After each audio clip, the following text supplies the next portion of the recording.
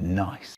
Alright, Bitcoin, blockchain, Dogecoin, Ethereum, NFTs, everyone is talking about cryptocurrencies right now. But good lord, what does all of it mean? So welcome to the one video that will take you from crypto noob to crypto genius. I'm going to tell you what it is, why it keeps becoming more important, what I've actually invested in myself, and the dark side of it. Okay, so when society was in its early stages, there was no such thing as money. We'll call this stage one. The only way to buy something off someone was to go up to them and be like, oh, I really like your horse. I'll trade you my cat for it. Sorry, Milo. I'd never trade you. But the issue with a system like that is that even though you might be perfectly happy to give up your horse, you just might not want a cat. So that trade will never happen. But that's where currency came in. Stage two, coins, which, because they were made of precious materials like gold and silver, everyone just accepted that they were worth something. You've heard of the British pound, right? Well, the reason they're called pounds is because £1 literally just used to be £1 of silver.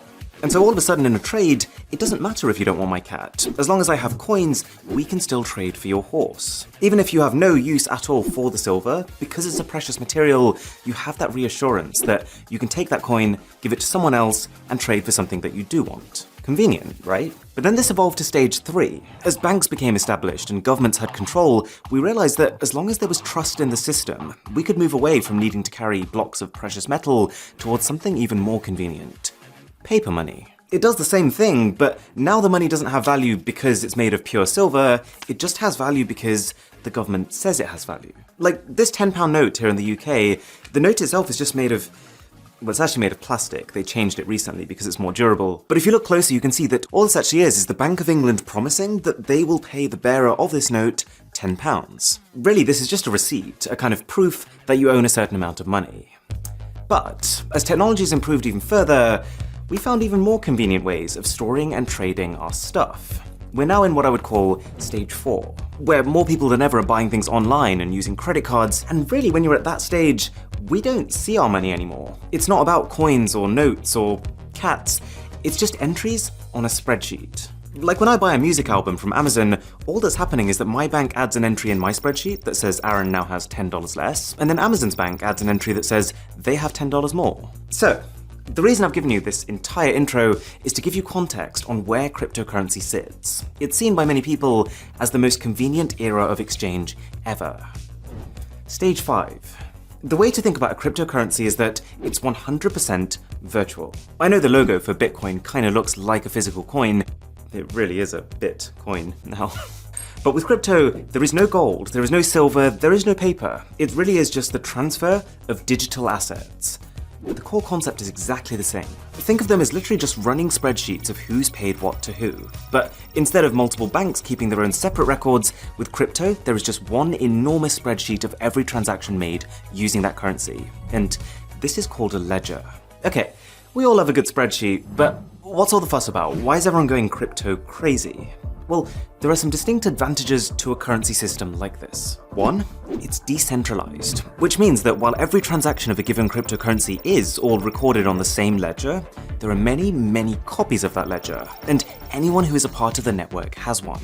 You might have heard of cryptocurrency mining, or Bitcoin mining. Well, all that is someone who set up a computer to crunch through transactions on their copy of this ledger or spreadsheet. There are already about 1 million Bitcoin miners around the world, and Bitcoin is just one type of cryptocurrency. The reason they're doing it? Well, if you dedicate your computer's power to mining, say Bitcoin, then you will earn some Bitcoin as compensation. So the result of this is that if I go into a store and spend 5 Bitcoins on something, then instead of just checking with one bank's records, the shop instead checks with every single computer on this network if I have enough. And assuming I do, each computer will give the go-ahead, and then every single one will update their records independently.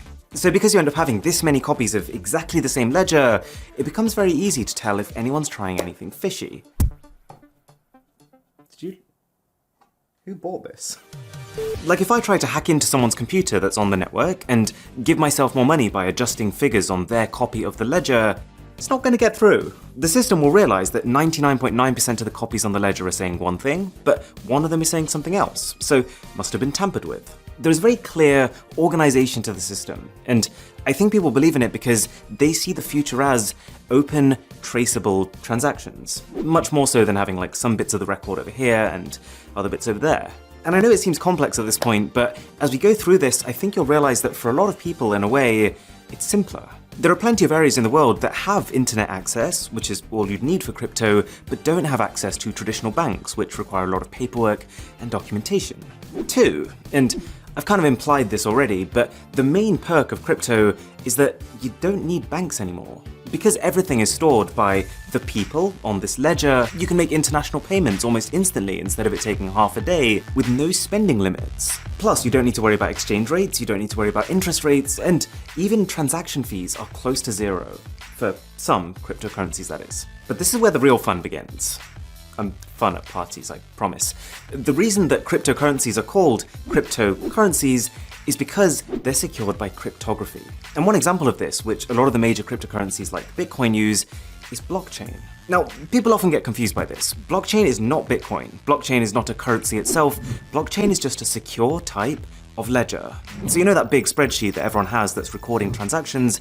Blockchain is just a way of organizing it, funnily enough, into blocks. So every time I pay for something with Bitcoin, that transaction is recorded as a block. Each block contains transaction data, like who was paid and how much, a hash, which is a unique identifier, and the hash of the previous block in the sequence, or the last transaction that was recorded. And the pivot on which this system rests is that if something in a block is changed, then that block's hash will change. You might be starting to see where this is going. Because each block also contains the data of the previous block, if the hash of the block here changes, then the next block will no longer have a matching hash with it, and so every subsequent block after that one becomes invalid. So if you combine this with what we talked about earlier, this whole idea of a million different users all having their own copy of the blockchain ledger, then if I wanted to fraudulently create a transaction that, say, paid me money, I'd have to not just tamper with a block and every single block after it, but I'd also have to do this on at least 500,000 computers around the world, so that the majority of computers in the system are also consistent with the one I've tampered with. Probably not gonna happen. Whereas just hacking into someone's dollar account and sending myself money, that does happen. And it's sometimes as simple as just literally guessing someone's 6-digit PIN. But there's a massive jump between that and trying to hack into 500,000 uncorrelated computers at once. Okay, so cryptocurrencies have their issues. I'm literally going to get to them in a minute, but hopefully you can see why some people are excited about them. And that brings me on to investments. You've probably heard of people putting money into cryptocurrencies, and all that means is that they're exchanging normal currencies, like dollars, for cryptos, like Bitcoin. They're hoping that those cryptocurrencies become the next big thing, and therefore suddenly shoot up in value, at which point they can then either spend them, or just exchange them back for more dollars than they bought them for. There's actually a term for cryptocurrencies that skyrocket like this, going to the moon, or mooning, but that can mean something very different depending on who you talk to. But the one decision that someone would have to make at this point is, which cryptocurrency? Because we've talked about Bitcoin, but Bitcoin is just one of over 4,000 different cryptos already, and each of them have different properties. For example, Ethereum, which is the second most invested in, can process transactions even faster than Bitcoin. There's one called Cardano, which is considered to be technologically superior. There's one called Litecoin, which has a newer algorithm. And if you are enjoying this video, then a sub to the channel would be delightful. So let me show you what I've done, and disclaimer, this is not in any way at all financial advice. I'm not recommending this. I've literally only put in a small amount of money that I am comfortable losing, and to be honest, the way I'm seeing it is more as an optimistic gamble as opposed to a strategic investment. The only thing that you absolutely should buy is one of these hats. Best purchase I've ever made. That is financial advice. So I've put 40% in Ethereum, 20% in Polygon, 20% in Cardano, 10% in Cartesi, and 10% in Litecoin. And this portfolio has basically gone up and then down, and then up and then down. And then, honestly, you probably get more consistency from Wish.com. So crypto is in a pretty weird place right now. And this brings me on to its problems. The dark side. One of the main ones is exactly this. The reason I think a lot of people don't take crypto seriously is its volatility. Because these currencies are so new and they're completely digital, unlike, say, the market for gold, no one really knows what they should be worth. And so you find that crypto prices are quite heavily speculative. They're tied to the news cycle. Like when a glowing article comes out about them, prices spiral upwards, but then when Elon Musk posts a tweet that puts them down, they go way down. 2 is the fact that they're not really accepted as a form of payment in, well, most places. Like, yes, I can now book holidays with crypto, I can donate to Wikipedia with crypto, but there's been a lot of companies who are pretty back and forth with it. Microsoft, Tesla, even Burger King are examples of companies who said they were going to accept Bitcoin, and then they said they weren't going to accept Bitcoin. 3. There can be an environmental concern. See, the whole reason why a lot of these cryptos are so secure is because of this concept of transactions being verified many times by many computers. So I think it's a fair criticism that that in itself creates a fundamental inefficiency. That much computing power requires a lot of electricity. But at the same time, you could counter this by saying that traditional banking uses more electricity, that there are newer coins with better technology that are more efficient, and that one day we'll be able to get that electricity from renewable sources. Depends who you ask. And 4, there's also a pretty strong sentiment that because there's no real policing or regulation on crypto right now, it's like the perfect currency for criminals. But to be honest, I think the data speaks for itself on that one. According to Chainalysis, 0.34% of crypto transactions are criminal, up to 5% of normal cash transactions are criminal. And I think that's because it's a bit of a misconception that currencies like Bitcoin are anonymous. They're actually pseudonymous, which means that even though your actual details aren't visible to everyone, your public key, your unique identifier, will be permanently baked into the blockchain upon making transactions with it. So cash is just a better currency for most types of criminal activity, because by its very nature, it's untraceable. Don't ask me how I know that. But as well as the negatives, there are also just some straight up odd things that have come about because of crypto. For example, you might have heard of an NFT, a non-fungible token. If you haven't, you might want to take a seat for this one. I don't want to call it stupid, but this one's a head scratcher. So you know how now you can go into an art gallery and you can pay to own a painting? Well, now thanks to the blockchain, you can pay just to have digital ownership over something. So it doesn't stop anyone from using or sharing that thing, but all it means is that you'd effectively be the owner of the original, and they'd all be sharing copies of it, even if, for most intents and purposes, they look and behave identically. Like, a lot of these NFTs are literally just JPEG images. I think the reason some people find this stupid and kind of funny is that there's a distinct difference between buying an NFT and buying the rights over something. So if you buy the rights over something, that's a very legitimate purchase because you can create merch or sell licenses.